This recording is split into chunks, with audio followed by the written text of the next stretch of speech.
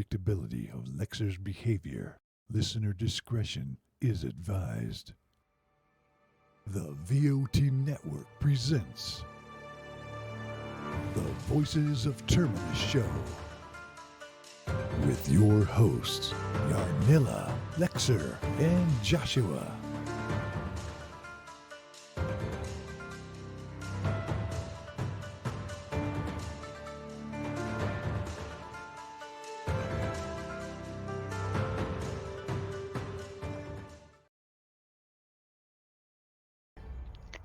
Welcome everyone to the Voice of Terminus show.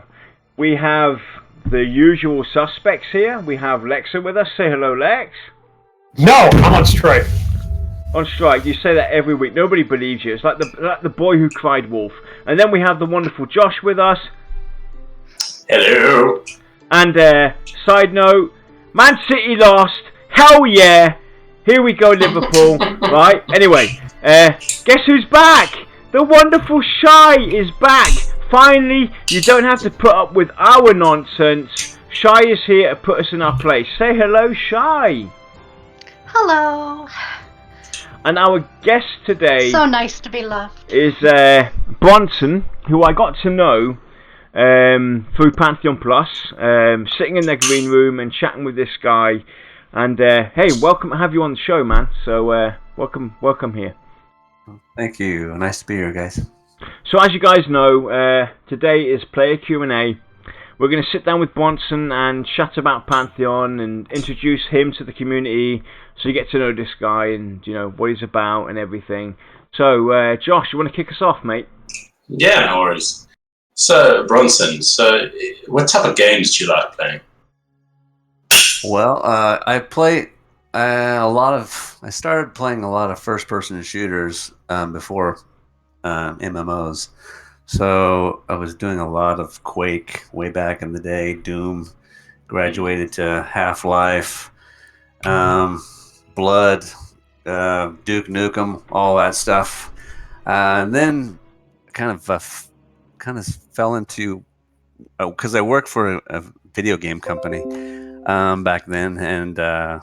they made The Realm, and so I started playing the game that the company that I worked for made. So I started playing this game called The Realm. I'd never played an MMO before, and I'm like, okay, this is an interesting game. And then that kind of turned my head towards Ultima Online, which I had already played the Ultima series a little bit, and that got me seeing EverQuest, and then EverQuest was pretty much my first addiction as far as MMOs go. So And that's when your life spiraled out of control. pretty much, yeah. Yep. I started. That's when the interventions started. Screw school, screw a great education, screw basically, you know, providing for the future. I'm all in, MMOs, here we go. Right, and a quick side note, everybody. Yes, I am tipsy today. I'm basically barkeeping for my landlord who's celebrating her birthday today. So, He sniffed the cap. You are getting a special today. Trust me. He looked at the label of the bottle and got drunk immediately. Let me restart my camera. My camera's out. A drink spilled on his hand, and all of a sudden he passed out. He got drunk intravenously. Exactly. Oh god. Oh, good So, back onto the questions. Bronsun, so what was your first MMO then? Or what do you consider first? My first MMO would have to been. I think actually, if I think back, it was probably Ultima Online before The Realm. But my first big MMO that really hooked me was definitely EverQuest. So, yeah, it's that was the big one. Lovely. And then, what has been your best and worst moments in the MMO then? Oh man, that's a tough one because everybody has them. I know it's a rough one because I don't there's so many moments that happen within a game, and I have some fun ones, but they're kind of boring.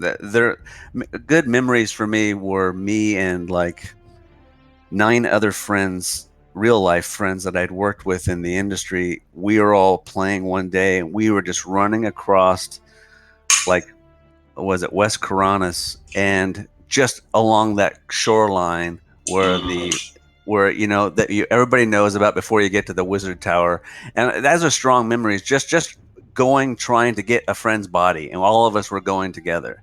That was a fun moment for me, just remembering that. Everybody's got those crazy memories of being inside of what is it? I can't remember the name of it. The Knolls. Where's that? Blackborough. Blackborough. Yeah. Yeah, I just love that place. That one was one of my favorite locations. Just lots of the traveling. I'm a big fan of traveling around and seeing and exploring. So those are a lot of my strongest memories. Just running across those huge spiders for the first time, and it's like scaring the shit out of me. And I was just like, it's not even that scary. You look back and they're just like polygons, but back then it was so creepy. It was just so creepy, and so it's fun. I love those memories. Buddy. That's great. But that was my. I don't know. I don't really have any bad memories. I mean, I do have some good memories. Oh, you gotta have some. Come on now. I don't. I can't. I mean, my bad memories would probably be more or less being in like World of Warcraft, to be honest, because that's where I played a lot of. That's still an MMO. A lot of people have bad memories I about knew that. I liked you. I feel you, buddy. I feel you, buddy. It's not a slight against the game, because I had a lot of good times in that game, but it was mainly because I played a lot of PvP in that game. And so I was on the PvP server playing a rogue, and those are my fun times because I'd be sneaking around and like Stranglethorn and just killing people. But I also just had you'd always get ganked and just people like that. It wasn't really crazy bad memories. So yeah, sadly I don't have any really strong terrible memories of MMOs. They've just been fun for me. That's perfectly fine, buddy. So nothing wakes you up in the middle of the night screaming. No. Nothing. Oh no! If you go to Actually, you see the World of Warcraft logo, you might be like, "Oh God!" My worst memory in an MMO is when is Pantheon going to hit beta? Yes. Yeah. Oh God, not you too. I still think. Come on, Brad. Think about that. Yeah. I do want to play this game really badly. Yeah, definitely. But that's a good thing, though, right? There's a lot of people out there that do want to play it, and the great thing is, right, there are a lot of people out there that are frustrated and anxious to get in, but the majority of people are willing to give the team the time to produce the game that we want, right? And even though this game's been 5 years in development, that's still actually, for what they've actually produced and put out there and allowed the VIPs to get into, where they currently are, right, Lex, come on, you've everybody knows you're in pre-alpha and everything, right? Yeah. The game where it currently is, if they released it right now, I believe it would be perfectly fine, right? Aside from, obviously the other content and everything, but from a design perspective, what they have, that would feed the hunger. Correct? Am I right in assuming that? I think it would temporarily sate the hunger. Yeah. Yeah, me too. I also think it'll be a temp thing. Right, because it really does give you that feel of all the older MMO players, even some of the original WoW players could get that glory days feeling. It really does give you that feeling. Yeah.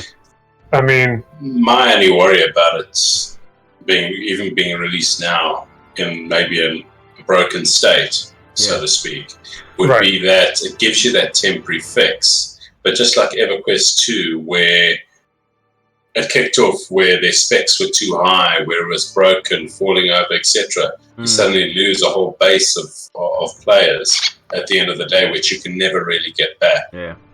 Yeah. You know, one thing you got to say though about VR is, right, there are a lot of people on the fence. There are a lot of people kind of shifting, you know, their feeling towards the game.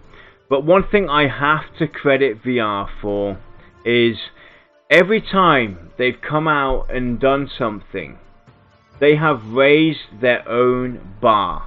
They have not disappointed us as a community.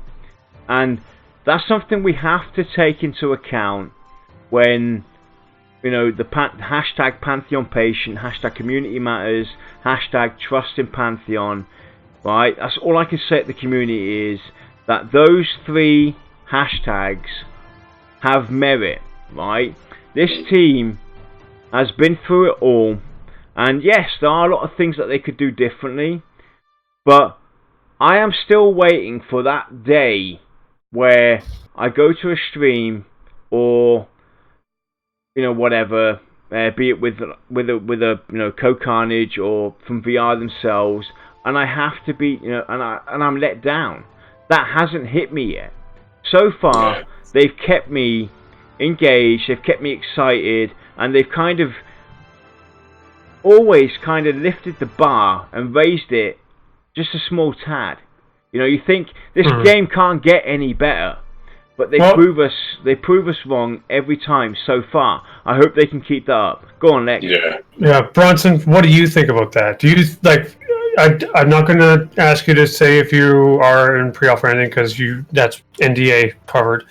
But judging on the streams and the videos that you've seen of the gameplay, how do you feel about Pantheon being able to like scratch that itch? I've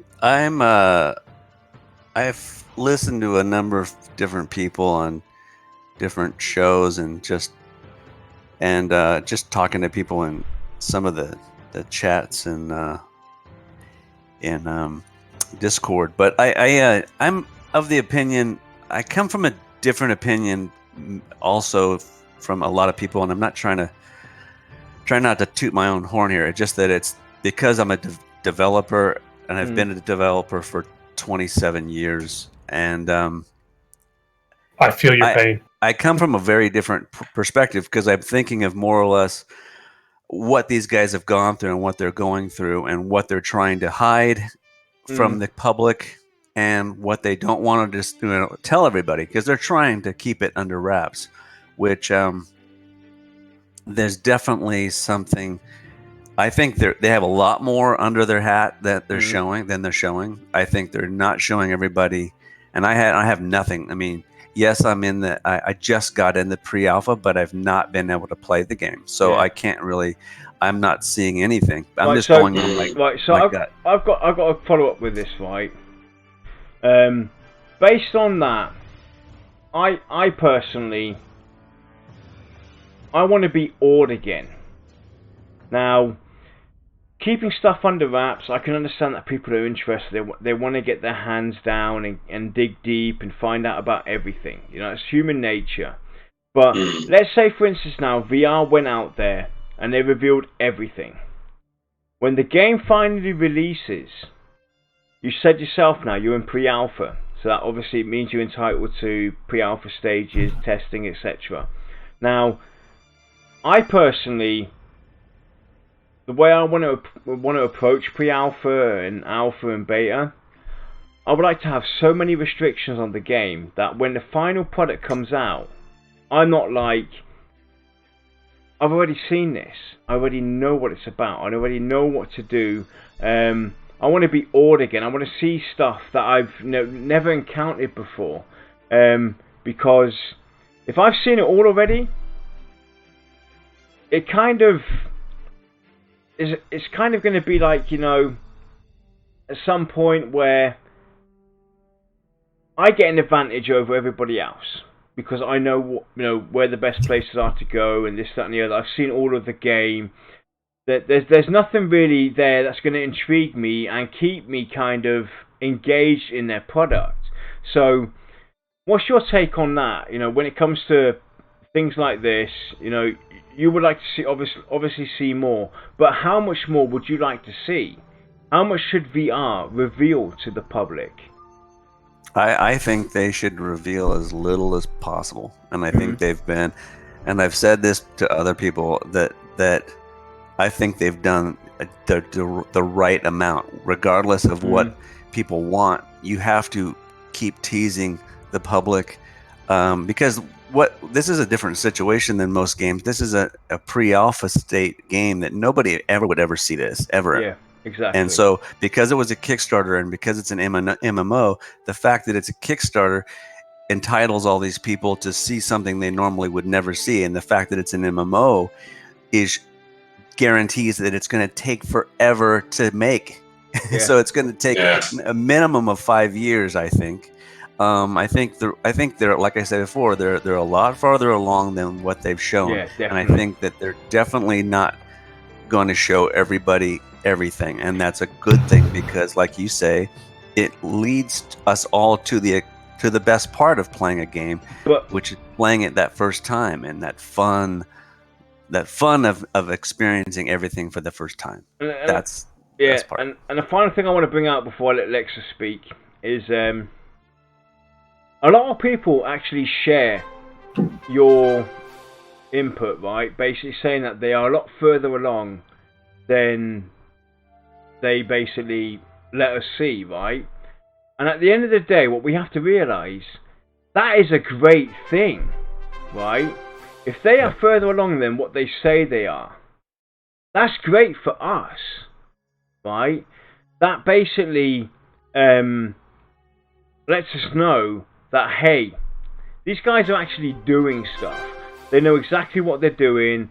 They've put out content. Yeah, we're not seeing it all, but to be honest, I wouldn't want to see it all, because I want to be awed again. I know I came from EverQuest 2. That was my first blood in MMOs. Right?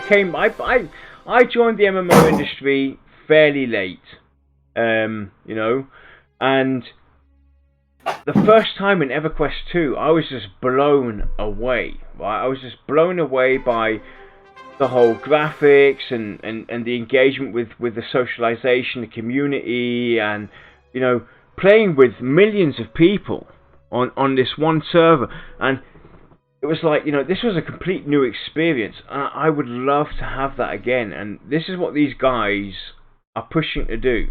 They're pushing to get us back to that social aspect of, you know, being able to help random strangers and get to know people and end up calling them friends or guild mates and this, that, and the other. And it's absolutely, at the end of the day, it's you know, the general consensus is that we all think that they're further along, and that's a good thing, right? For those out there that are still on the fence, the general populace say that this game is further along than it is. And I am in agreement, right? I don't know about Lex or Josh. They're not revealing certain things and aspects. That's all got to do with marketing, PR, strategy, etc. Like Bronson's already said, and we've said 1,000 times, keeping things under wraps, it's all got to do with strategy, right? There's a right time to basically release the information that you've got out there. And also how you word it and everything. It's positive at the end of the day. But what's your take on this, Lex? Well, actually, since Bronson is a developer as well, I'm assuming game developer, I'm more of a systems developer, but... No, I develop porn. Yeah, man! Yeah, buddy! Hey, I bet I've watched your work. We'll have to get together. Yes, we'll have to get together on off air, buddy. But I finally got someone here that can back me up, and everyone knows I didn't pay you because I wouldn't pay someone to put me out if I was on fire. When you are developing something like a game that does require testers, you generally keep your testers corralled in certain areas until like an open testing type thing, and that's probably what we're seeing now, at least with a lot of the VIPs. yeah, they get to see some of the game, but they don't get to see a lot of what's actually done. They just get small chunks. They get to test out some interconnectivity between features or functionality, but it's not like you have free reign of the game. Yeah, that's what I'm assuming. I haven't been in the game at all. I've only watched the few streams that have been released, and I'm only assuming that the testers, from my experience, is that they're like, I've worked on only 2 MMOs. I've worked on mostly single player games, and so single player games, they test them very differently. They can Yes. they can just test the entire game or whatever is done and systems that are needed and all that stuff. But in an MMO, a situation, especially one like this, where they're trying to keep it as much secret as possible, I would imagine that they would be giving, each pre-alpha testing phase, they would just give them X location and ask them to be testing either as much as possible, trying to break as much as possible, or have them go through, like, figure out what the problems are with this X, Y, and Z problems that we're having, see if you can recreate these bugs, so on and so forth. But yeah, that I would imagine they haven't letting them just roam the world. That's what I mean, that's the hard thing for the public is that when you get a streamer like Carnage, they're actually just getting temporary VIP status. Right. Yeah. Yeah. I mean, we're definitely in agreement there.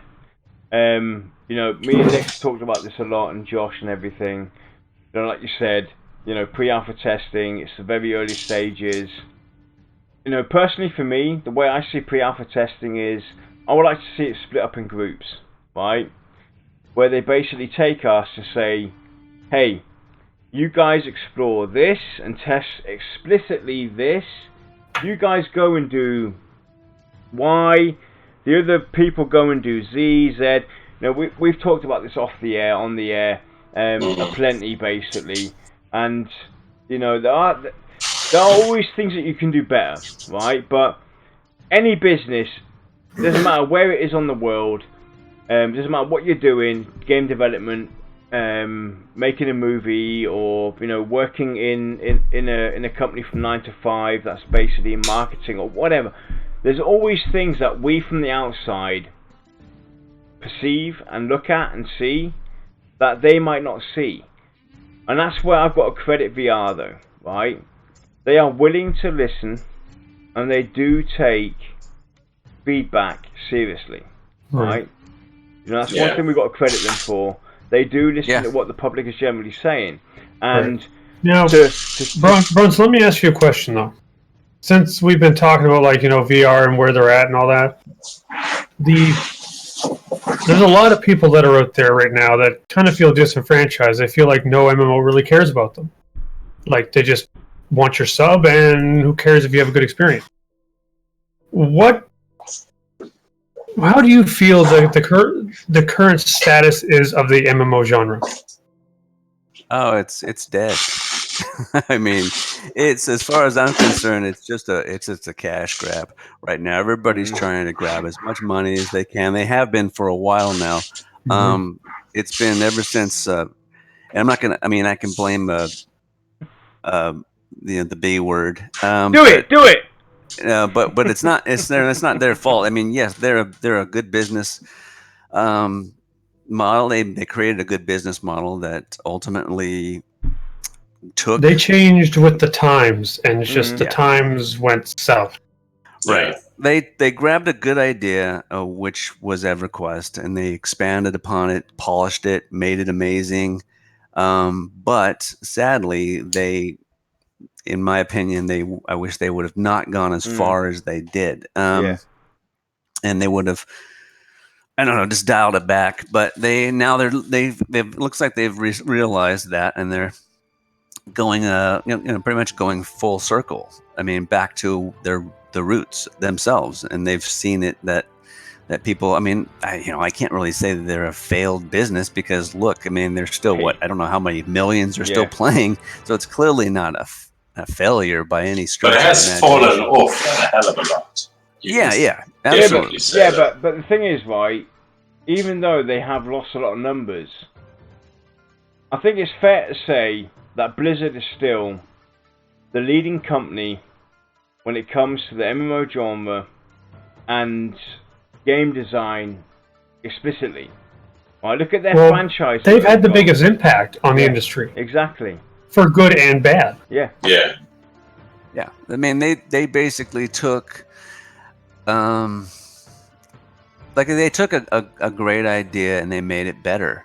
But then they didn't know when to stop, and it's sort of, and now they've become the worst of the industry, in my opinion. And not, it's just really I think it's a great game still. It's just it lost my interest because I played it for the first year to about 6 years ago, and so I just gave up on it because it was just rinse and repeat so much to the point where I was just burned out. I was really burned out. Somebody that actually was burned out. There's a lot of people that share that feeling.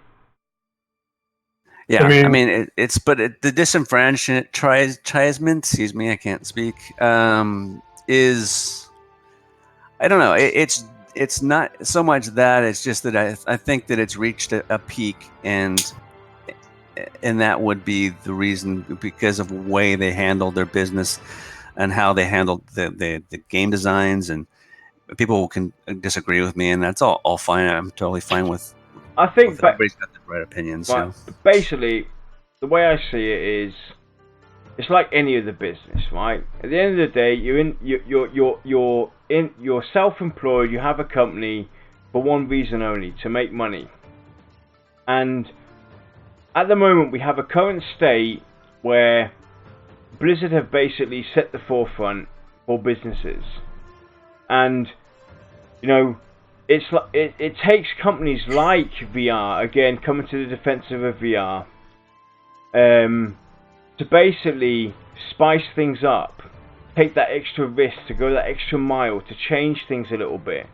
It's a lot of risk going into doing all that, but at the end of the day, the long run's going to pay off. The long run will pay off for that. And you know, most of these companies, they take the easy road. As long as there's money to grab, as long as this cash cow is still milking the dollar, we'll use it. And that's where, you know, in the short run and the long run, these companies will soon realize that, hey, if you want to stay alive and actually be a valuable prospect to the genre and, you know, to the future and everything, you're gonna have to change your game. And it's really refreshing to see a company like VR come along and add these twists and changes. Yes, they're not doing everything, you know, perfectly. You know, I mean, at the end of the day, let's be honest, right? We all have our envisions on how the perfect MMO would be. Now, if they were to take all that into consideration, they would be no better off than that poor fella at Star Citizen, right? Who, you know, is still, you know, changing this and changing that, because he takes everything into consideration. That game is basically going to be in a 10-year loop of pre-alpha until it finally reaches an alpha state and so forth. I mean, the guy's made hundreds of millions of dollars already off of the pre-alpha sales, this, that and the other, whatever he's got going, and still that game is not anywhere closer to reaching official alpha state. And that's the problem. If you listen to your audience too much, you can damage what you have going. You know? And you can just overthink everything. Exactly. So, you know, while we have people on the one side of the fence, people on the other side of the fence, yeah, there are things, you know, that VR could do better. Obviously, you know, it doesn't take rocket science to figure that out. But every company goes through this. No company has this, you know, right? You name me one company that has done everything right from the start to right now to the present, and I will physically pay you. I will actually pay you $1,000. You prove me different. There's not one company out there that has done it any differently. Yeah, I don't know any of myself, but I mean, there's just a matter of how you're never gonna know that anyways, because there's so much goes on behind the scenes that by the time the audience sees it, it's already done and it's already been polished. So everybody looks at games nowadays in a different way because we have so many games that are being pre-released, and they call it early access, and that's just, I mean, it's a good thing for indie developers. That's a really great thing. But what I despise are large studios that are trying to put the player on the hook for part of the bill, and then what happens is they never get any royalty at all. Yeah, I mean, it's one thing. It's one thing to donate that money up front. And this is a whole nother discussion. I don't want to bore you guys, but it's it's just that I think that it's wrong when a company doesn't disclose that. Yeah, basically, you're not boring, right? You're not boring at all. It's actually it's actually something that I think a lot of us out there, even in chat, can agree upon, right? All these AAA companies out there, they've now tasted the blood of early access. It's a means basically to finance your product without any risk to yourselves, to the development company, where you have full control. You can turn around and say, guess what? The game sucks. We're closing it down. Boom. The game's not fun. We're closing it down. Exactly. Right? And that's a misconception as well. Early access. I've seen companies out there, and I'm not going to name any names. They went from Kickstarter to early access, and they even implied crowdfunding on top of it, even though they didn't need a single dime that they set themselves to produce the game from start to finish. And I think that is just a gross, disgusting, despising attitude to have. Misuse of your fans' trust. Exactly. Because the thing is, a lot of these companies nowadays, they've forgotten that we are, first and foremost, a paying customer. Nothing more. Secondly, I'm a gamer. It's like with a soldier. A soldier is firstmost. A soldier is a marine, he's a ranger, he's a green beret. And secondly, he takes on his trade. And that's what game companies have forgotten. I am first and foremost a paying customer to a service you are offering me. Secondly, I'm a gamer. Don't think that I'm stupid because I'm going to throw money at you, right? That's where they've lost that connection. They've lost that connection, and a lot of companies now have seen ways, and I feel sorry for independent developers. Not companies like VR. They've got a few household names in their industry, veterans and etc.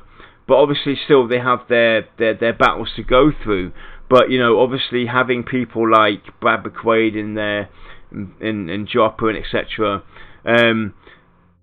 They can carry themselves and carry the company. But there are independent developers out there that actually rely on this early access. And a lot of companies now have basically infested themselves in a bad way.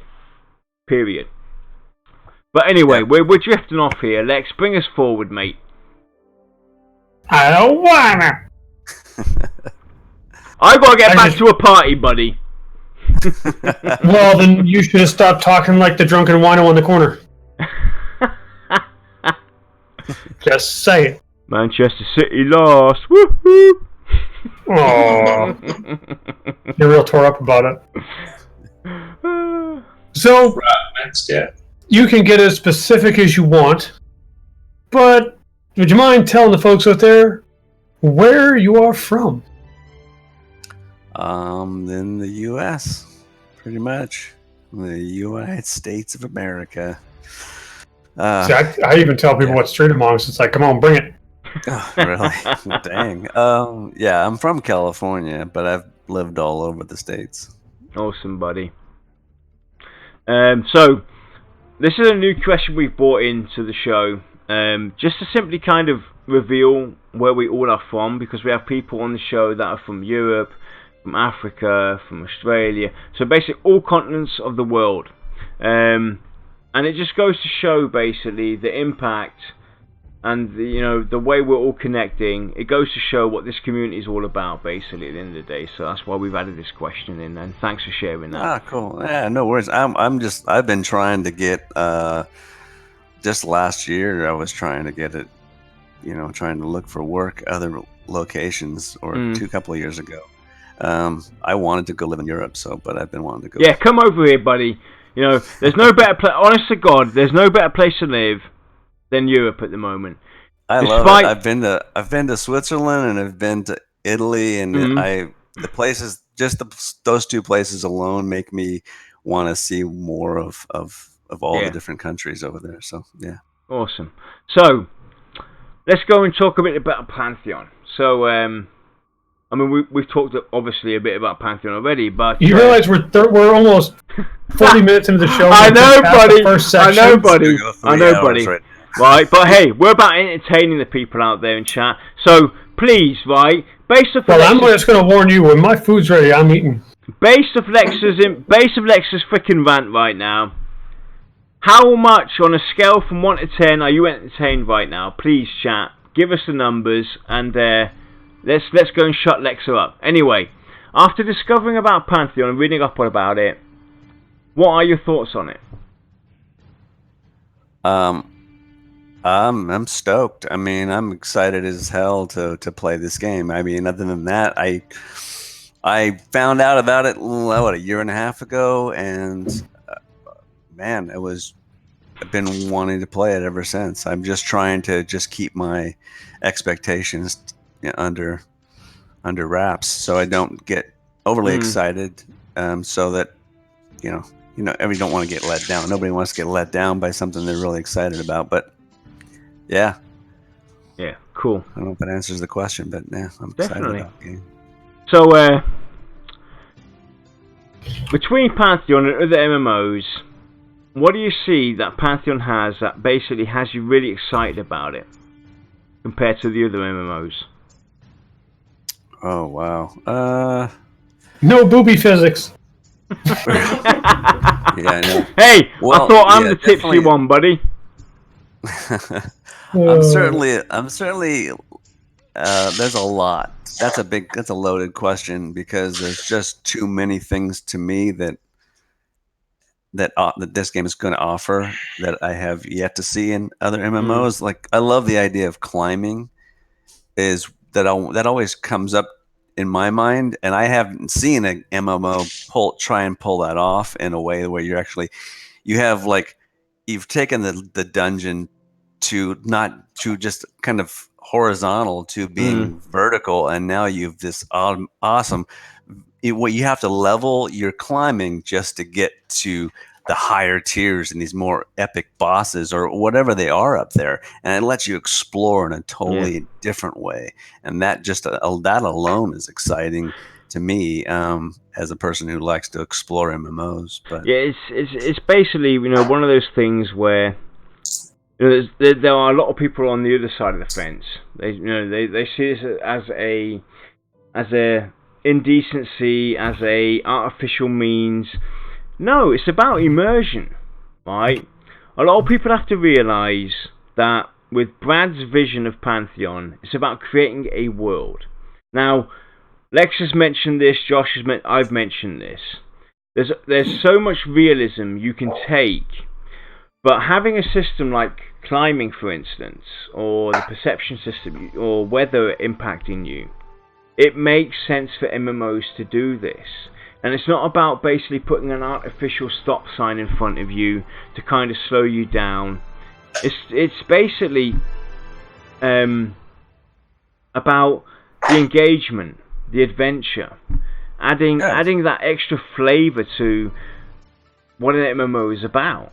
You know, Anybody who says that these things are roadblocks that's just a jaded gamer answer. Yeah. Because you don't really. It's a game. I mean, this game is intended to have as many fun things for you to do in it. Not, I mean, to say that it's just that's just too easy to just say that it's just a roadblock. Yeah.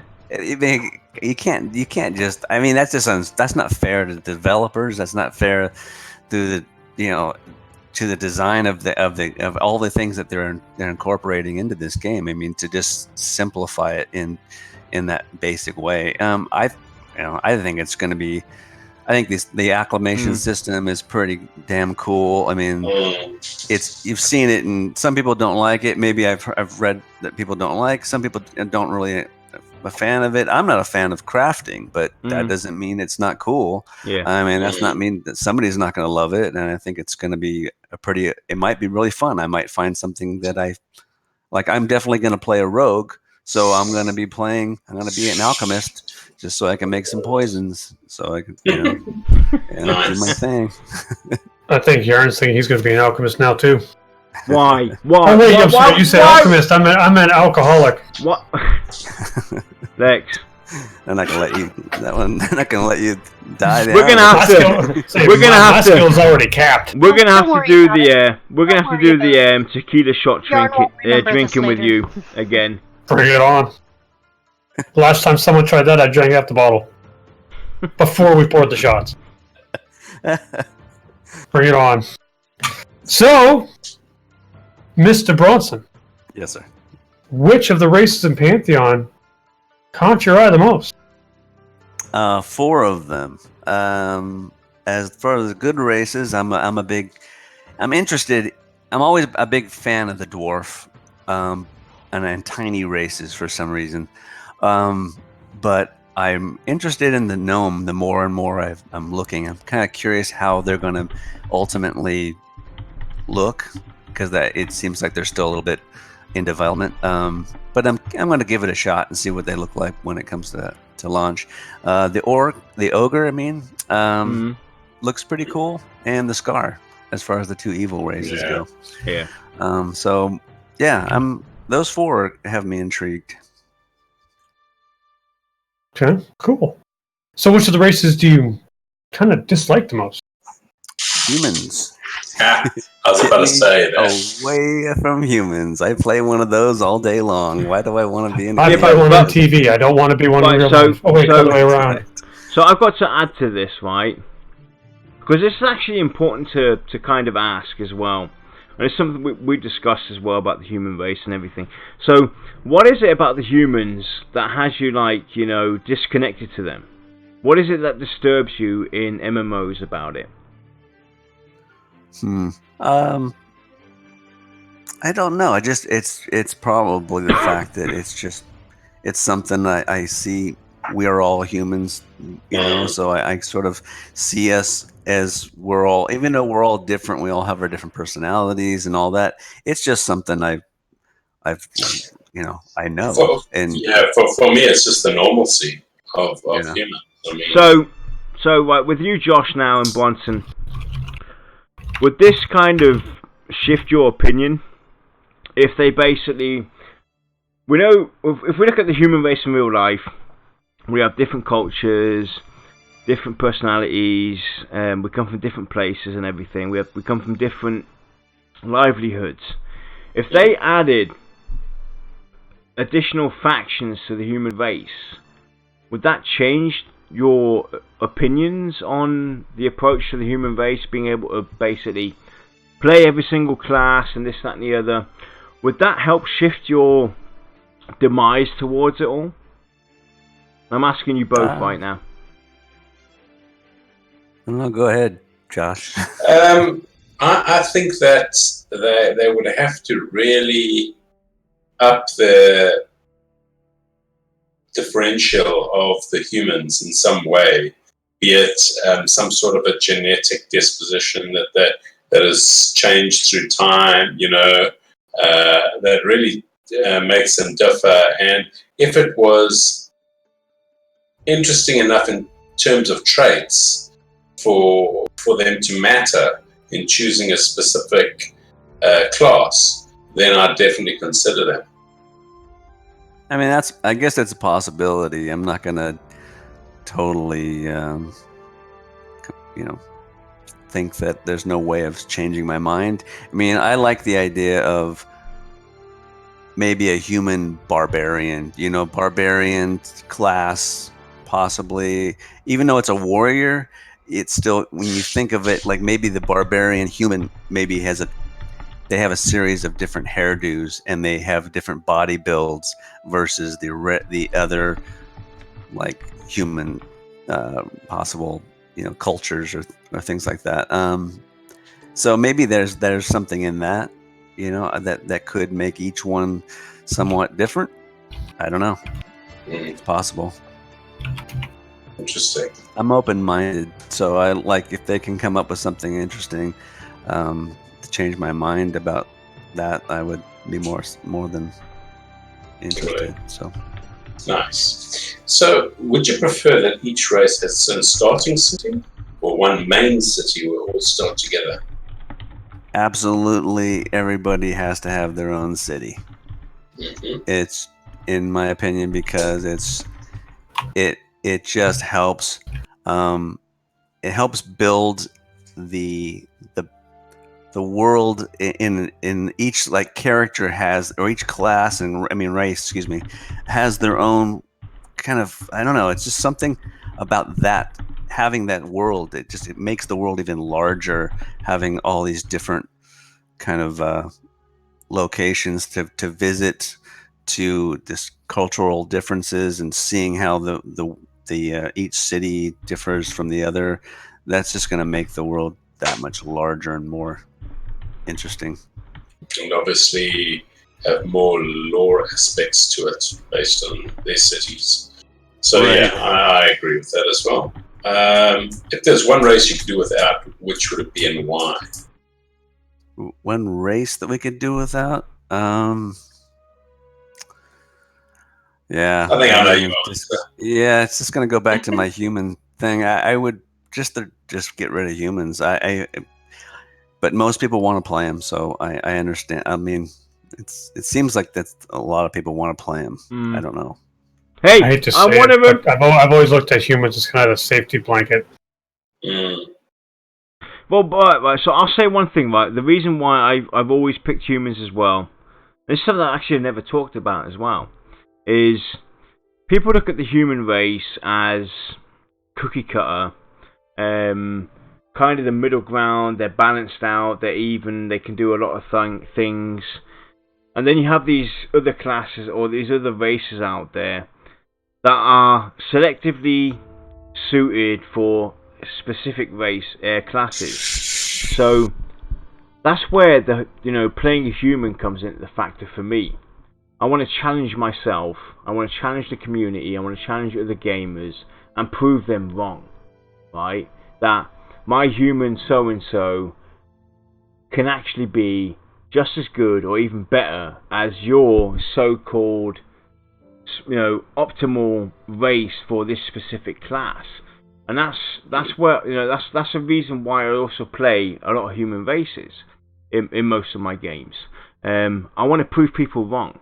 That's where the competitiveness and the min-maxing and everything comes into play. Attitude from me.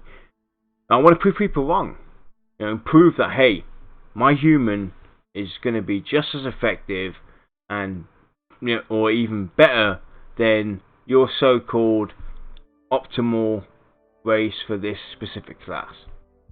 Right. I think that also the people also might like to play humans, thinking about it now, is that it's an extension of themselves. They want to see themselves in this world. Exactly. So they play a human and as that kind of that escape.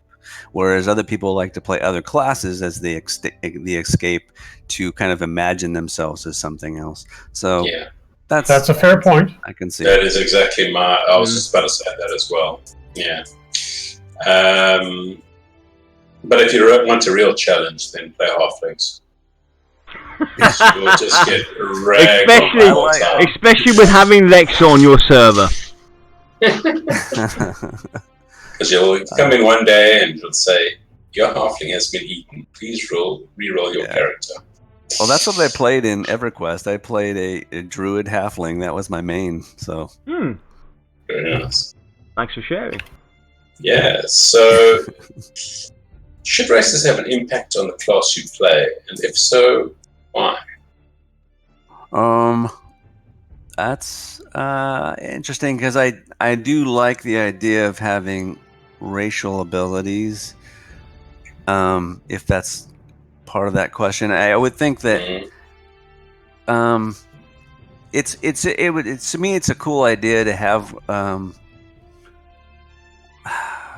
I mean, I think they should have their own abilities because then they could work together and also have cross.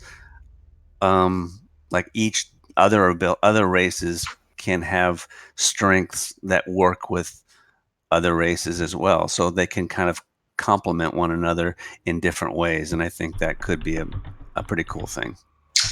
Yeah, just to add to that, I think the one thing that really annoyed me, one of the things that annoyed me a lot about WoW is that initially when they first created the game, certain characters, certain races could only be certain classes. And you certainly couldn't be this class with this race. And then over time, they added those classes to the other races and slowly brought them in, that type of thing.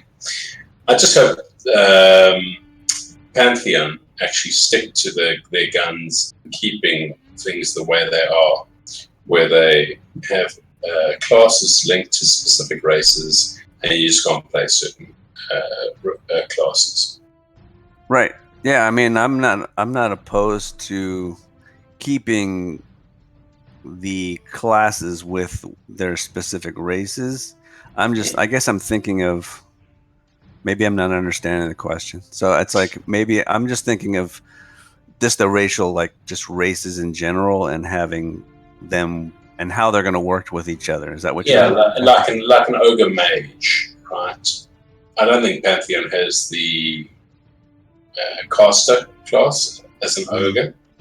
Right. So maybe 2 years down the line, when people have whined enough, they might bring the mage in and say, well, okay, the ogres can now be mages. Yeah, but at the end of the day, though, right? This whole class versus race discussion. I'm gonna go and say it now. I'm gonna be the boom man for a lot of people out there. I find it refreshing that VR have taken a different stance towards it. I mean, there was uproar towards the elves that they couldn't take on a certain class, or the ogre, or the dwarf, or, you know, and it's like I've always said, is somebody prove me different. Is there a bylaw, is there a written law out there on how a certain race or a certain class has to look and has to be played by a certain race? No, there isn't. Well, theoretically, because elves are sissies, and that whole thing was about paladins, and paladins are sissies, so you would think 1 + 1 = 2. But I guess it was just like, well, you can be a paladin sissy, or you can be an elf sissy. If we go by, you gotta have some kind of, you know, right, Lex, guts to you. If we go by Zen, right, 1 + 1 = 1. All right, but that's a different discussion and a completely different show. That's only when you're handing me a beer. I have one, you hand me one. I've only got one. Anyway, so what structure? Oh, go on, Lex. I say, it's my go, isn't it? I haven't been paying attention. I've been too busy freaking jamming. Are you red or are you blue? I'm red. You're blue. So yeah, but what colors before that? Doesn't matter. Green. Exactly. It was green. Yeah, and Green's already talked about his what classes are you typically drawn to. So it's my turn, right? Well, maybe I just want to cause problems and confuse you. Right, you can't confuse me. Doesn't matter how much I've drunk, right? I'm always there. I'm always aware. I'm a smart drinker, okay? like a smartwatch, like a smartphone. We are normally more professional than this. Exactly. So, what structure in terms of leveling would you like your class to have? Top down, branching out, or flat leveling system? Oh man,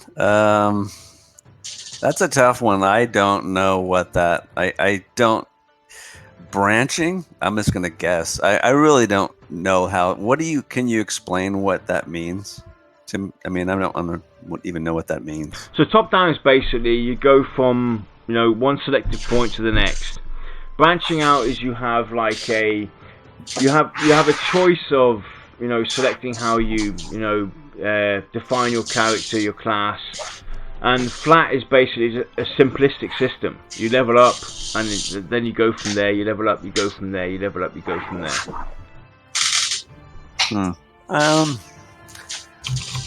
I don't know. I'm a simple guy, so I would probably say simple, flat. Give me some. I don't need to go crazy. I let the world, let some of the things that you're discovering within the world itself. There's going to be so much, it sounds like, from what I've read and heard about this game, that there's going to be enough for me anyway. So maybe I'm not the best person to ask. So that's good. I would have been like, I like good camera angle, because that's exactly what it sounds like. Different camera angle. Yeah, I probably just don't understand. I'm not a min-maxer, so I don't typically jump in and try and figure out literally everything there is to know about a game. Huh? He's in trouble now. It's all there. No, it's not. Sorry about that, because people. I took it. This It's this not show all was right, 'cause I took interrupted by my wife.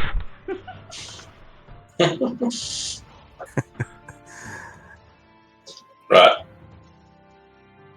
So, now she's gone, we can move on with the show. Professionalism. VoT.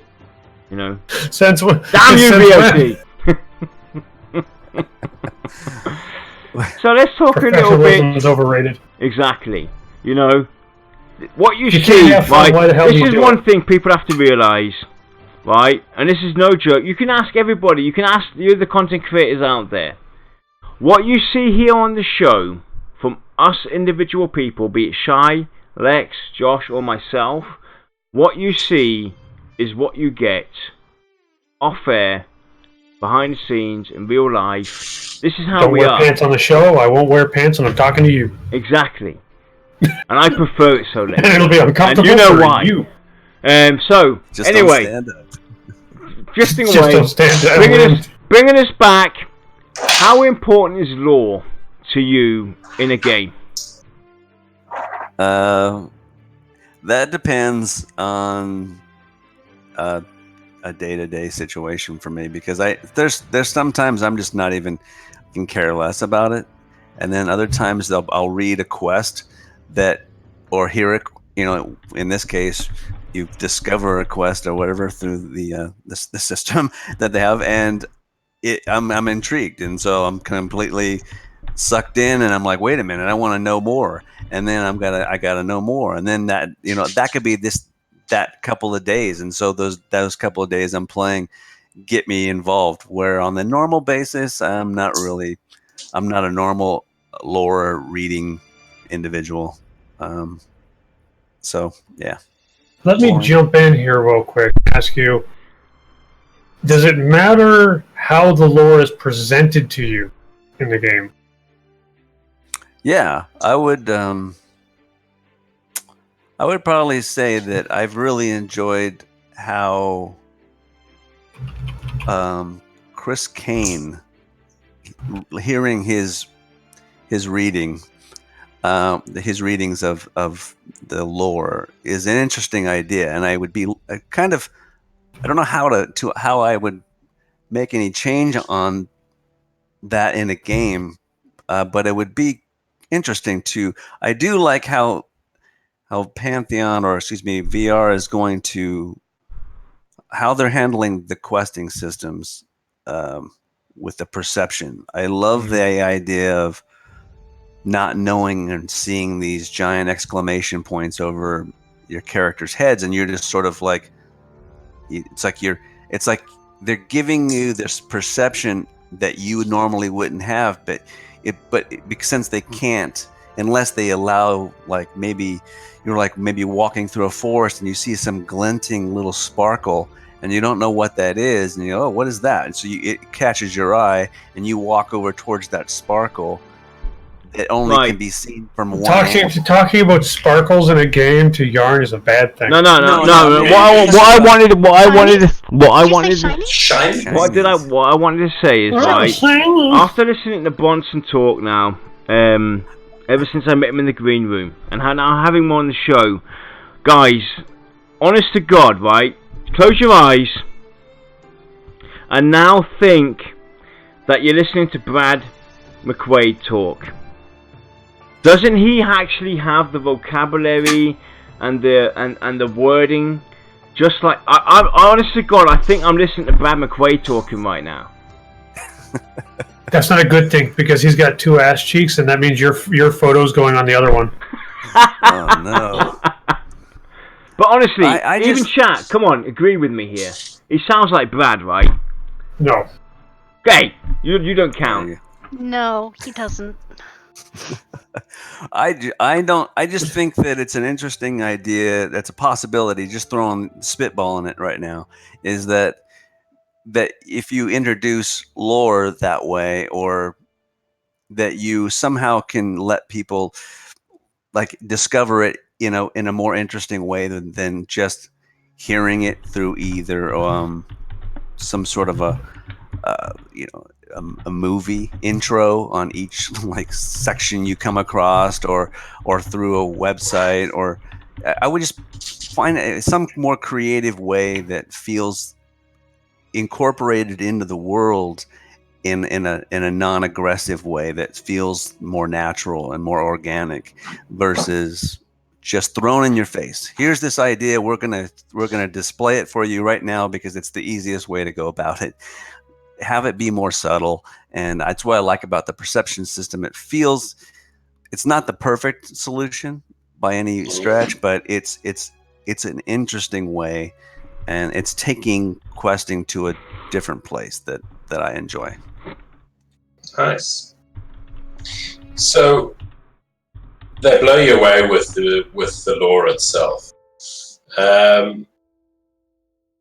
What type of other mediums do you like to see the lore being presented in? Be it like books, movies, comics, etc. As other franchises actually have enjoyed some success with that. Well, as an artist, I would probably say some sort of an illustrated medium. I would be interested in seeing something like that. I don't know how they would do that, maybe they could put it in in-game tapestries, and that you could come across. I don't collect artwork that tells stories for your home. That'll be good. That'll be nice. Yeah. You hang the picture of Yarn versus Lexer, where you have a scar stepping over the corpse of a Darkmere. Hey, that's actually a no contest. You would lose every time, buddy. The hell I would. You can't You swim. assume I fight fair. You assume that I fight fair. Have you read the Darkmere lore? We eat our own, buddy. Do you think the scar don't? Oh wait. All I see when I read the Darkmere lore is it's like a takeout menu for fish. Buddy, right? If any being can live with one lung, it's because you guys are lazy. No contest, buddy. You never actually do anything to warrant the second lung. I wish I could get more into lore. I'm really interested in some of the stuff I've heard. I just lately I haven't had a whole lot of time to peruse and grind through all the stuff that they have. That's kind of the kicker, isn't it? It's like, you people now, we're older gamers. We're got a little bit more to our lives, and it's like all I want to do is sit down and read the damn lore. Yeah. I mean, that's one of the things that I was talking with Minus about, and he's 100% true about. I agree with him that the what World of Warcraft has that nobody else has is that whole backstory of years and years and years and years of they got 3 games building up lore, right? And that was all pre Blizzard's World of Warcraft. So if they have, if that's what thing all these other games didn't get, and that's where they all kind of probably failed, and I'm hoping that's not the case here. Right. I'll have to butt in here and disagree slightly. There is one of the franchise out there that has all that. Well, duh. Warhammer. Nope. Well, No. Yeah, obviously Warhammer does have a lot of, Because Blizzard ripped it off. It's Final Fantasy, buddy. Come on. Yeah. Well, I didn't play that, so I can't speak on that. But yeah, you're absolutely right. Those between the 3, they do have a rich background. I mean, it started off with Warhammer with the miniature figurines that you used to paint and everything, and the board games, Space Quest, Heroes Quest, you name it. With Final Fantasy, it was a Final Fantasy games, from 1 till God knows what now we're at, 16 coming out soon, and 13.1 or something like that. They've had lots and lots of years and even Blizzard have had lots and lots of years to build up on something, and it does take time. But you still have to give credit to those that come up with something original, be it EverQuest 2, Vanguard, and even Pantheon and everything. Yeah, that goes and EverQuest is the proven point. It's they created something. When did the first Warcraft come out? I'm trying to remember that. End of that the was 80s, the beginning. I'm going to say. Early 90s. That was the DOS era. Yeah, it was DOS. I'm just trying to remember because that was their first game, right? So that started their world, more or less, to what we have today. So what EverQuest did is they started with nothing as well and just kind of created this thing, and you discovered it. So I think what Pantheon's doing the same thing. Pantheon's in that same boat. It's basically like the VoT show. We started with nothing and came up with some kind of crap to talk about. I think people just stayed to hear us go at each other. Exactly. And apparently Tipsy Yann's favourable, so we'll have to talk to my wife about... It's a novelty. It'll fade. Just like the novelty of me. Yeah, then we'll have to go with something new then, like Angry Yarn and Polite Lexa or something like that. Oh, hell no, I couldn't pull that off if I tried. I couldn't even Shy's try. not... You're not talking, Shy. Shy's not allowed to, right? So don't even mention her name during the show, right? Shy is not allowed to jump talk. off a very deep bridge with nice concrete shoes. Thank you. So we've already heard you say like you're a big fan of the perception system. Men. Are there any other mechanics or systems in Pantheon that you're really excited about, like the weather system or climate, stuff like that? Absolutely. I'm a fan of most everything I've heard so far, and I haven't heard anything that just makes me cringe. What about glyphs in your blood? I don't mind that. I think that's. I mean, how else are they going to do that? I mean, I know that there's been some discussion lately about that, and I'm not opposed to it. I think that what's the alternative to getting you climatized other than leveling it through being in the environment? No, I just meant the idea of that mist type, and suddenly you can just imagine your character cutting his arm open to shove a glyph in there because it's too cold. Right. Before you guys get into that, Lex, I'm gonna say this in the name of chat. I find it extremely offensive and ignorant that you're eating on the stream and you don't even share what you're eating. You didn't share your alcohol. Kiss my backside. This isn't alcohol. This is orange juice. He's got a point. He's This No, is but orange you juice. had alcohol. You had alcohol. Right. You didn't share it. There is no time frame on that, so you can sit there and drink that weak ass whatever it was, and I'm going to sit here and eat my pizza. I'm on Lex's side with this. You send me beer, I'll send you a pizza. Okay? That's going to be a warm beer by the time it gets here. Don't matter. Beer's beer. Yeah. The only bad beer is the beer I don't have. Beer can be like, out of date for 5 years. Honestly, drink it. It's the best beer you will ever drink. It's like a fine cheese, right? Exactly. Yeah. The only one I don't want is the one I can't get.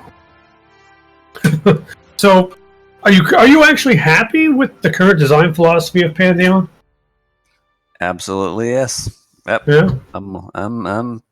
I'm stoked about the entire project, literally, top to bottom. When you first came across it, did their whole design philosophy kind of take you by surprise, or were you kind of skeptical? Well, specifically, what type of philosophy are you talking about? What aspects of it? Yeah, like community matters, or trying to make things difficult again. Oh yeah, because Have you on the show? Well, coming from EverQuest, I made everything difficult. Anybody who liked EverQuest and has seen how the progression or regression of the gaming MMO industry has gone, then I would think that you would long for that older, more difficult, more lack of hand holding. Except the social aspect, I don't want to talk to you anymore. Well, I mean, I just want to. You're sitting there going, "I'm gonna freaking kill him." I You can see it in his think face. it's great. I think it's actually very cool that they're taking things back to where I wish they would have been a long time ago. Yeah. I would have been happy if they would have stopped changing the MMO back probably in Wrath of the Lich King, and start going back before that, going backwards, and try and figure out, because I'm tired of MMOs expanding the worlds only to disengage from their first areas. I mean, figure out like preach it, Bronsun, preach it, real loud, preach it. This is what I want to see. I'm hoping, and I don't know. I mean, obviously, it may happen, may not happen, but I would love to see Pantheon, expand regions, but find a way to involve the have dungeons just sort of like fall into the world, like maybe like a big cavern, just like something breaks open within an older region. It doesn't have to be like cataclysm, but it can be like that, where hey, they discovered miners discovered a new dungeon, and that opened up in an old region. So Joff has already touched on that as well. Yeah, talking about basically having a zone or an area where what you see is not what you get. Basically meaning that we might have explored Avendia's past now, and we think what we've seen and explored has been 100%. But in reality, it's only been 60%. Because now expansion comes out, and all of a sudden, in Avendia's past, this cavern is caved in, and there's a big hole that's evolved through there, leading into a deep, dark tunnel of a major cave system, and that expands the world. That intrigues me. If they pull that off, if they pull off 5% of that throughout their world, I will be so thrilled and happy. So I mean, because they, especially with the fact that you can climb, you can also descend. So the world can go vertically inward, like down, as much as it can go up. So you can have like protruding, ice like suddenly jut out, or lava that cools and becomes this things that are coming up out of it. Your mind can go all over the place. And that's something that MMOs have generally lost. How many times have you spent your time in an MMO, and be it the beginning zones, or it doesn't matter what zone it is, you'll always run into this cave that has a sleeping bag in it, or it has a burnt out fireplace in it. Right? There's nothing else there. That's where you should be smart and utilize that. Especially with, a game engine like Unity, where you can easily layer stuff on top of each other without breaking the core functionality of the game, etc. Take a cavern in Avendir's Pass, and all of a sudden, now there's miners there. You put some miners in there, and 6 months later, there's a big massive hole in that cavern that used to be just a hole. It's a cavern itself with a dead end. Utilize that, and that's something that I think VR are really willing to push that, because with Brad's envision of what Pantheon should be and what the genre should be about is creating worlds and not so much creating a game. Obviously, yes, it's a game at the end of the day, we all understand that, but it's about creating a world we can actually drift away from real life.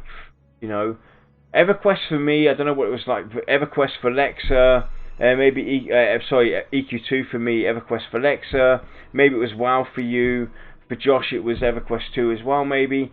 But if everybody in chat and us in chat in the show here think about that one game, when we played it,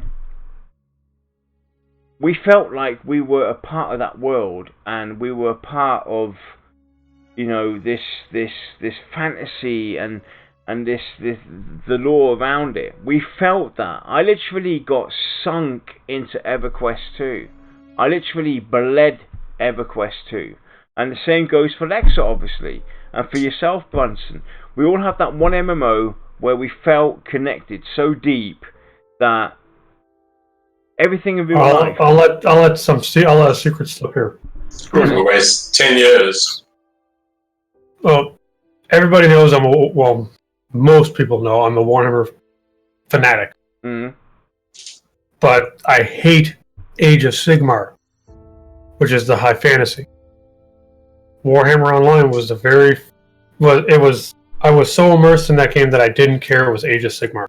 Mm. And I will go run into a burning building rather than do anything with Age of Sigmar. I hate it that much. But that game made me forget that it was Age of Sigmar. And it was just fun. Yeah, but Lex, that's no different than what you tell me every day. How you hate me so much, so... Yeah, but I just say that to get on your good side so you'll pay me more. Or pay me. Yeah, I don't know. I played a little bit of Warhammer online for a couple of years. So it was fun. It was back when it was broken like crazy when it first launched. Yeah. But yeah. All the stories. Yes. So, Josh, I think it's time for you to bring us along. Yeah, so let's move along to trade skilling. What purpose do you think crafting should serve in an MMO, and more specifically Pantheon? What was that question again? Say one more time. Can you ask me one more time? Yeah, no problem. What purpose do you think with an accent that we should understand serve in an MMO, and specifically Pantheon? Oh yeah. What purpose? I'm the worst. Don't say to make things. That. I'm the worst because I don't craft that much.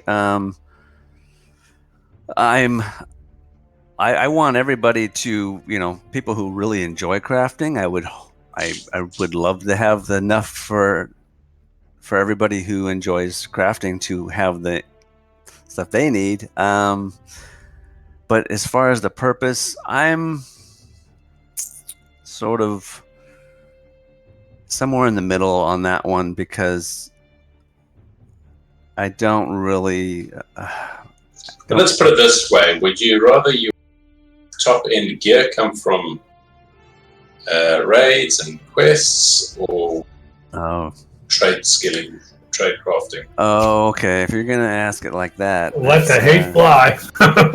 Yeah. Well, I'm sort of, again. I would probably say I'd lean closer to. I know this is one of those topics lately that's been up because of the last VIP conversation. Is I don't know. I'm sort of more of a fan of it coming off of creatures in the world versus, because we're talking about here in the kind of, it can be traced to lore, right? Say if you're a dwarf, you have your lore about of metal, how your metallurgy and how you craft your weapons from your race. And then if you're an elf or you're an ogre or whatever it is, you're going to have all these different types of weapons that you can craft because you're creatures. You're the inhabitants of this world, but there's also inhabitants, deep inside of dungeons that could be crafting something that it's just out of their imagination. There's some weird goblin that's, maybe there's only 6 of them and there is a family of them living in some far location of this world, and they've come up with their own crafting style. I'm just pulling stuff out of my butt here, but it's why not have that be something really unique, because it is really unique versus definitely. It's super, and so I feel that has more uniqueness than what the classes and the races will. So adding on to Josh, right? This is something that I've talked about with a few selected people. When we talk about MMORPG,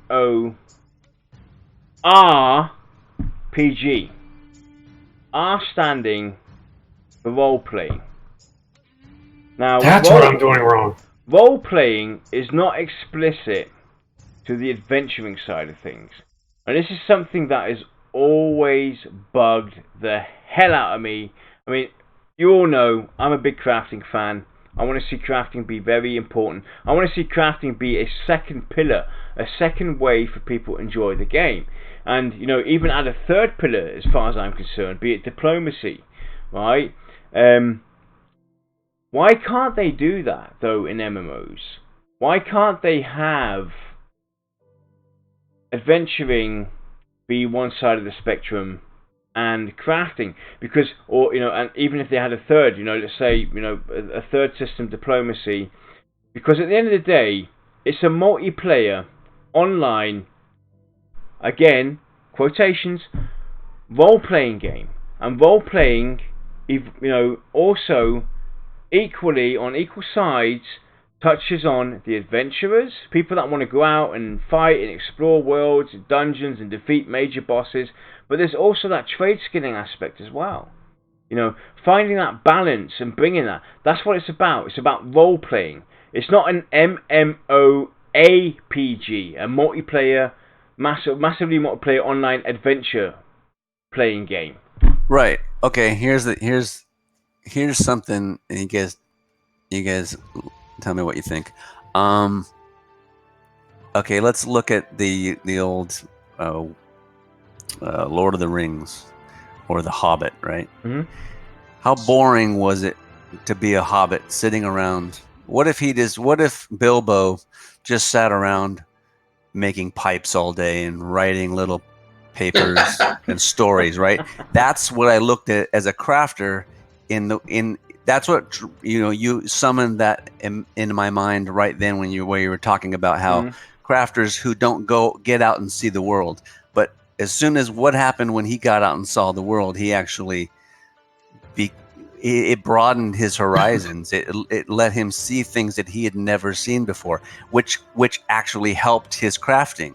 So Actually, in a way, I mean, he got a glowing sword and a ring that poisons him. It led to the point that he found this freaking ring that kind of caused chaos for the whole world, right? He brought evil upon peace by going out and adventuring and finding this freaking ring that was, destined to cause havoc. So he should have carried on doing his pipes, right? The Hobbit world would have been better off. Just as a thought experiment. You know that scene in The Hobbit where they're telling you the history of the ring, where Sauron's like swinging his mace and tossing tons of people around? Remember that part? Mm-hmm. Now replace Sauron with Frodo. There's no reason. I just want you to imagine it. Yeah. Oh, dude, this little tiny guy. He's all big down, crazy proportions, just swinging around, just to kick, just mountains of people. Now do you see what I talking did? about 11sies. Yeah. Now do you see? I'm seeing it now.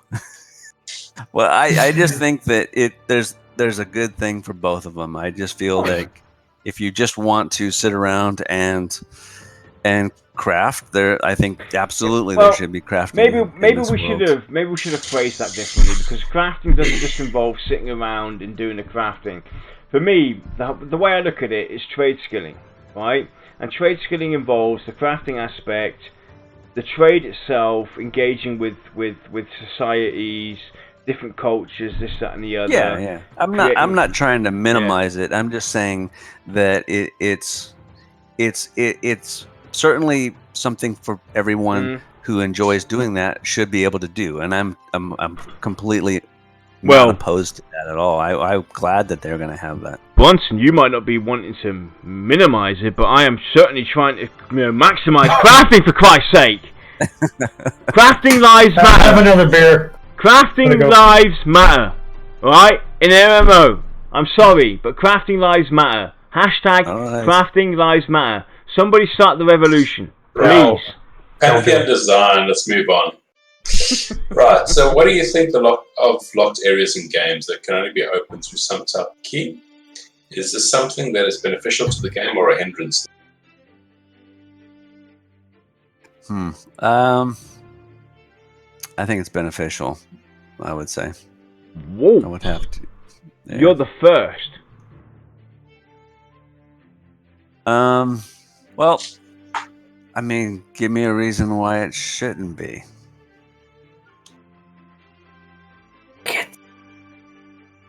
Come on, Lex, we're waiting for you now. What? I like keys. The idea of what locked area is, I mean, that's what lockpicks are for, right? That's what you need a rogue. I like key systems. I don't like flag systems, but I like key systems. It just depends. I mean, they can go in different directions. I guess that question is sort of. I don't think it's one-sided. I don't think there's any. It's kind of like. It's a personal opinion. Do you like? Yeah, exactly. Do you like keys that you have to obtain to get into an area? Yeah, and the problem is as well with it. The way the question's formed as well. People look at it one-dimensional. There's so many. It's not so much about the key. It's just the general idea of having things locked. Be it a door that's magically got a magic spell on it or something like that, or we have to acquire a key, or break down a hidden wall or something like that. Yeah, well, that's what I'm looking. I'm not looking at it. I wasn't looking at it specifically as a physical key that goes on a key ring. I was thinking key in the broader sense of what a key represents like like we've seen in the countless streams of them fighting Nashura. I guess that's how you pronounce his name, right? So where that big wall falls behind it, there's no key to get in there, but there's a key to get out. and the key to get out is to kill this guy. Yeah. So you're locked in one way or the other. Now you can be locked out to begin with, or you can be locked in, and there's all sorts of angles to look at things of it. But I love the idea that just to go back to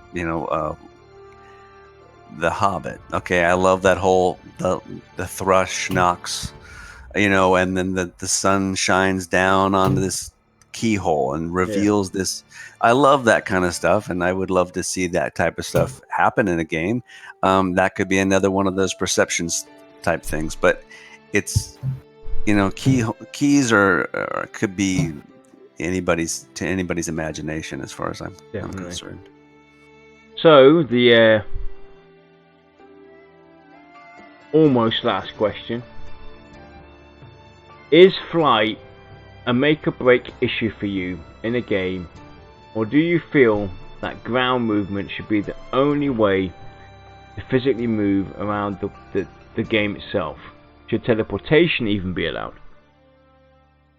Okay. Yeah. Well, to answer the last one, yes, there should be teleportation. To answer the first question, I can't stand flight. I don't want to see flight in Pantheon ever. I've always been I've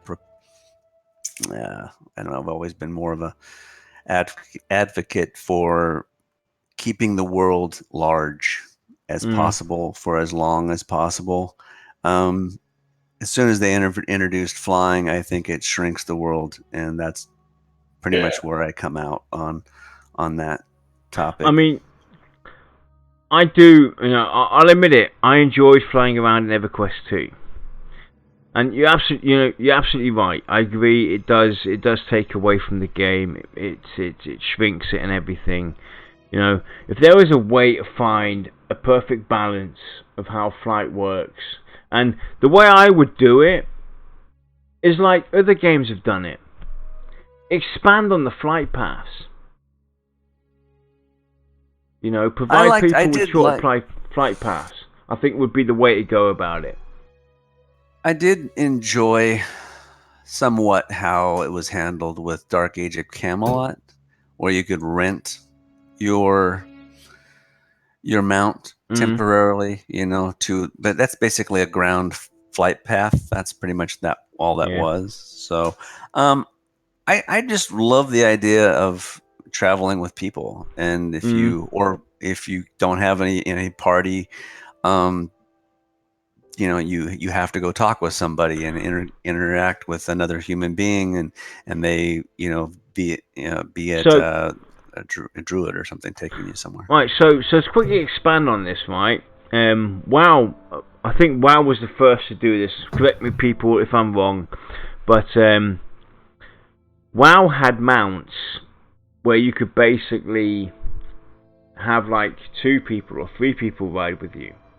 All right, they did. Would you like to see something like that? Would that be the middle ground to the whole flight system?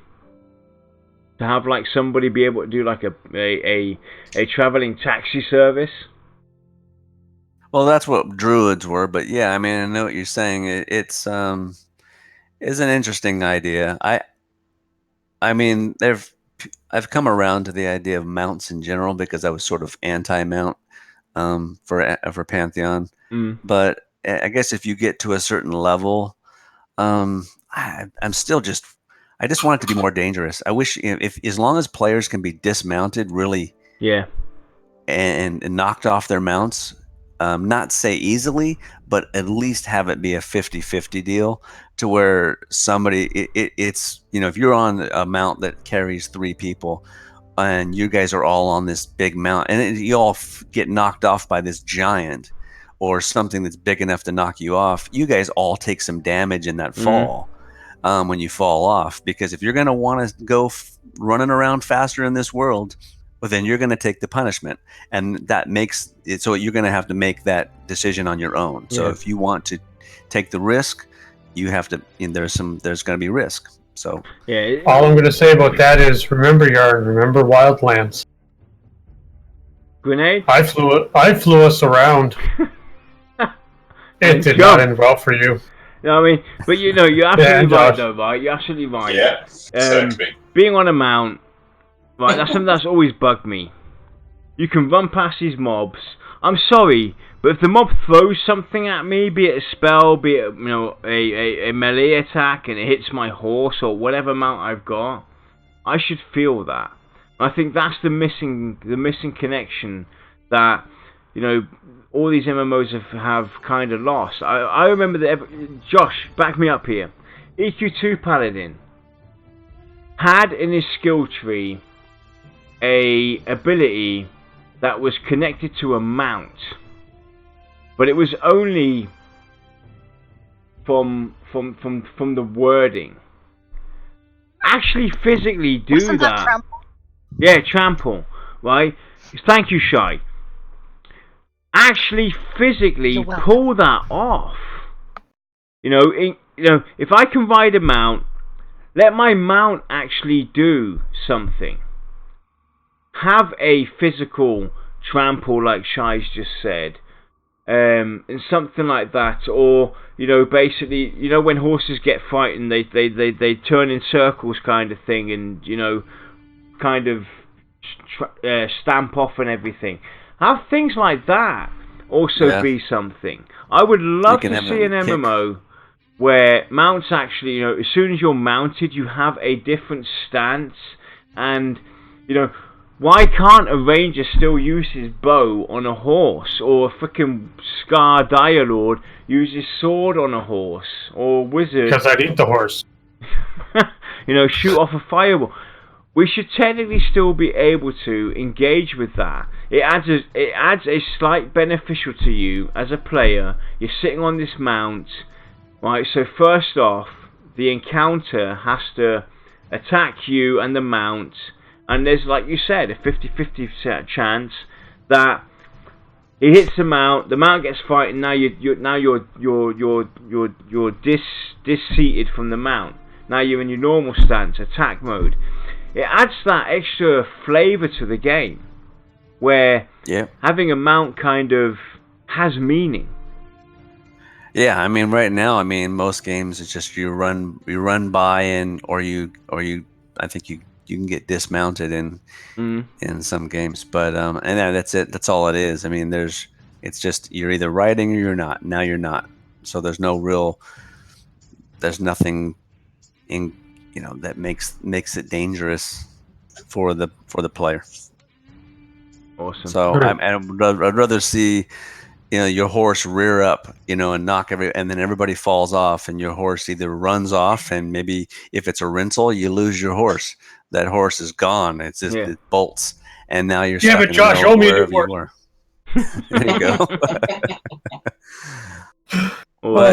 go. There's all sorts of really wonderful, imaginative things that we can come up with. I'm sure we can all, and they're all viable in the bigger scheme. It's just whether or not the developers can't, have time to implement these types of things. But time shouldn't be an issue.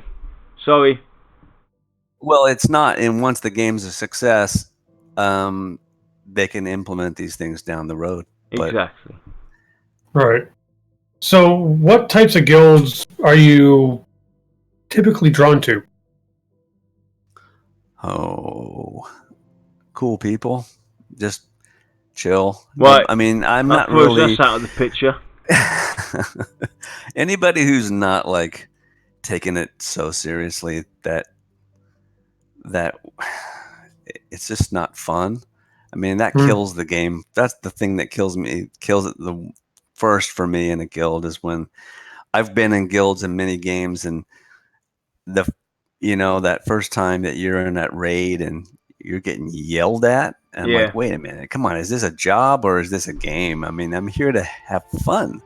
I get it. My job, it is a job in one respect that I am XYZ. I'm either healer, tank, or DPS, melee DPS, or what have you. And yeah, it is my job to not pull aggro, to not do all the things that we all know as gamers not to do, and the things we're supposed to do. So we all know that, as long as but I just don't want to have it be in a guild that's sort of a bunch of D-bags, kind of yelling at you, telling you, Yeah. you're bad, typical stuff. Do this or you're out. Exactly. Yeah, I mean, I get it. I do understand. I mean, I'll be the first one to admit when I've done something wrong, because I know Yes. better. I know when I I've mean- done something wrong. That's something we've always tried to preach as well. Is like we've all been there. Some of us have done that. Screaming at somebody or having a personal chat with them. I'm sorry, we're all past that age, and even if we are at that age, you're not going to achieve squat by screaming at somebody. Yep. At the end of the day, we're all avatars in the most sense. Obviously, Josh, myself, Lexa, we talk frequently and shy, and we've seen each other, even if it's via camera and everything. So we've kind of got this real personal touch with it. At the end of the day, you know what? You scream at me, I couldn't give two F's about it because, hey, you don't know who I am. I don't know who you are.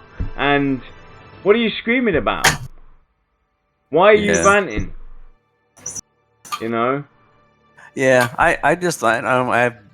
I've been in a lot of really Exactly, good guilds. Shy. Had some fun stuff. What was that? I missed something. Yeah, minus 50 DKP. Dots, you said dots. More dots. Oh, okay. Exactly. Yeah, more dots. More dots, minus 50 DKP. Even group goes left side or group goes right. Do not engage the whelps. Yeah, the case classic. That's the classic video. It is.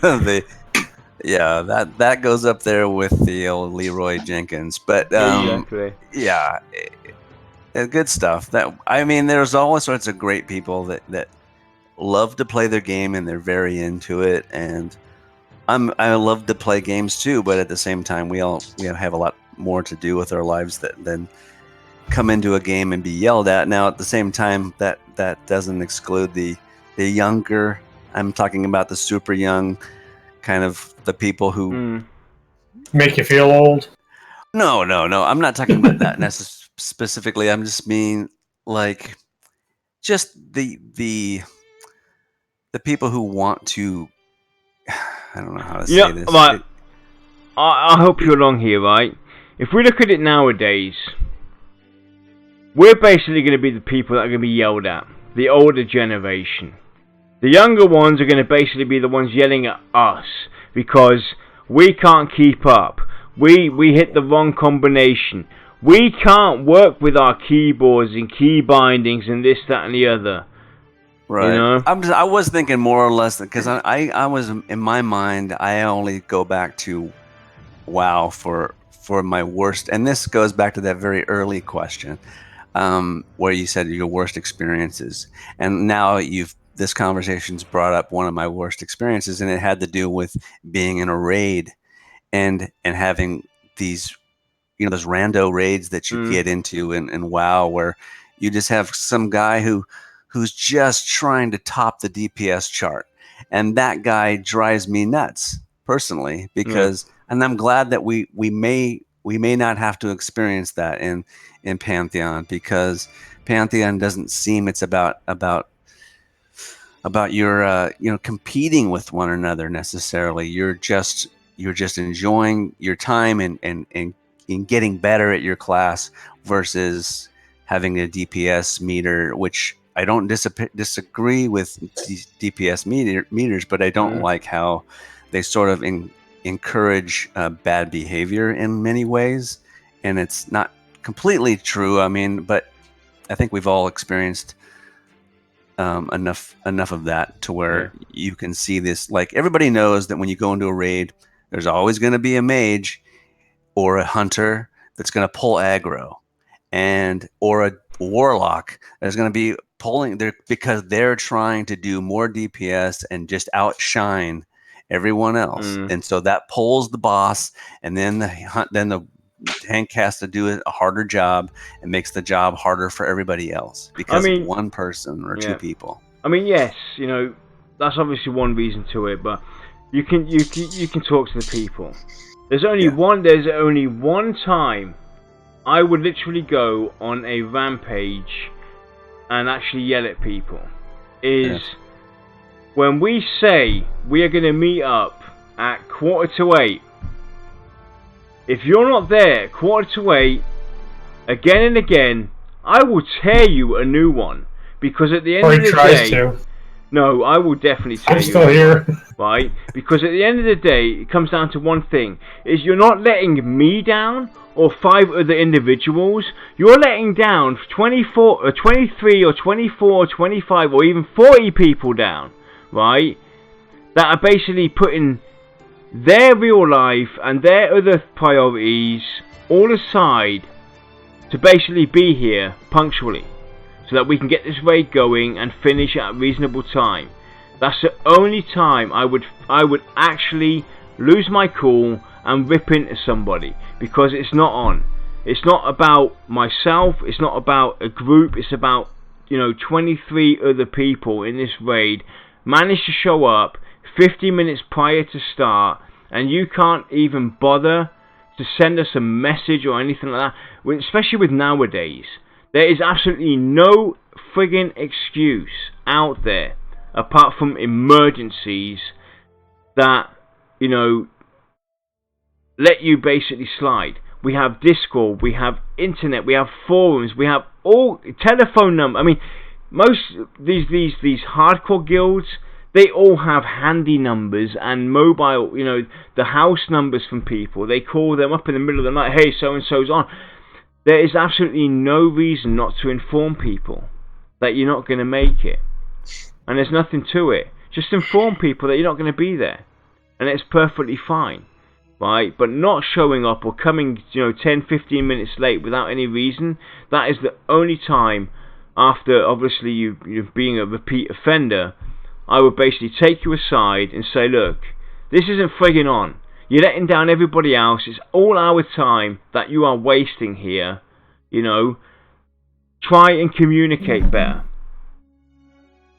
But yep, I totally agree. I'm just saying, to answer that question though, again, it's just being in a guild that's more or less just not a bunch of Lexers.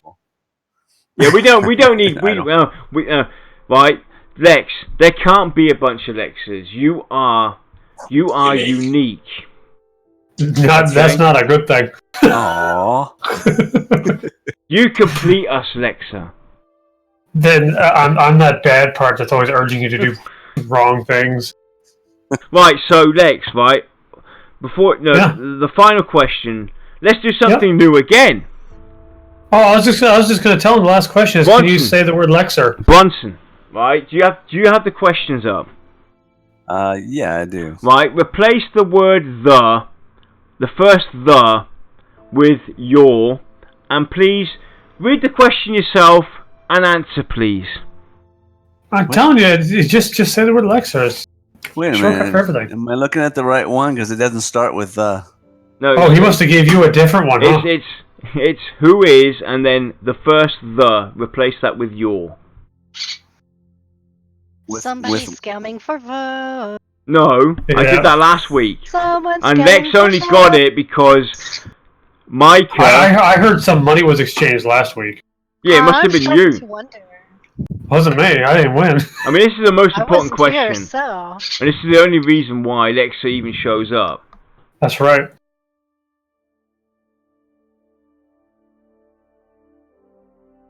I don't know.